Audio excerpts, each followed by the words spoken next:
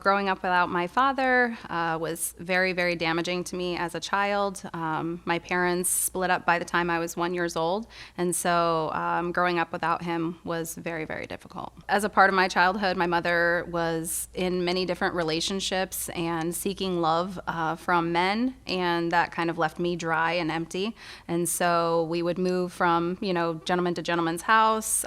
We were very uprooted very often, so I didn't really have a lot of stability. And growing up in an all-white town, it was also very, very difficult, as I never really fit in. Being mixed in the early 90s was definitely something to have to triumph over, because you weren't black enough, you weren't white enough, you were always too much of something or not enough of the other. So my rebellion probably really started when my mom divorced my stepdad, who they were together from when I was 9 to 10.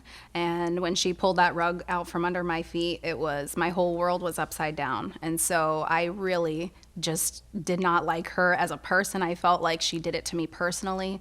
And so I really just started rebelling in school, at home, disrespectful to authority, drug use, sexual activity happened in my early teens. And it was just one thing built upon another. And it just was a landslide until I ended up becoming a ward of the state after being removed from my home. So from the age of 13 to 18, I was in 17 different foster homes, 3 group homes, 2 detention facilities, other children's homes. So at 23 years old is where my life really took a turn. I was in a relationship, very toxic, domestic disputes, and we had gotten into a very heated argument that got physical.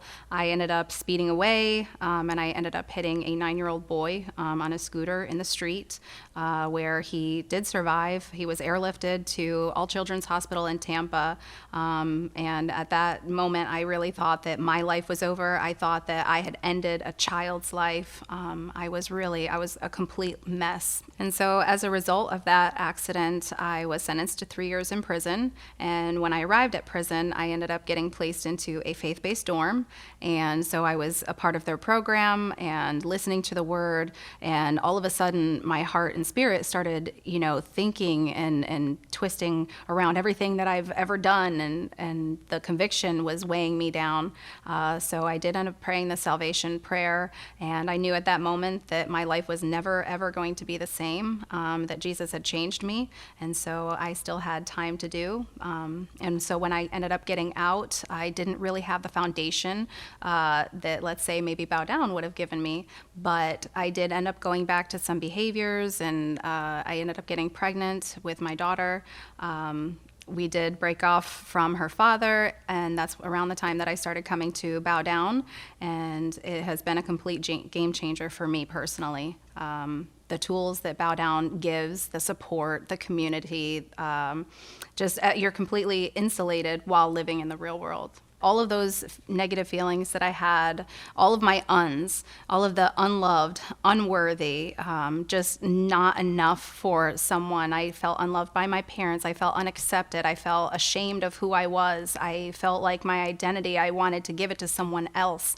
And so when Jesus came into my life, he turned everything that was an to just complete wholeness, fulfillment, and my life really isn't the same.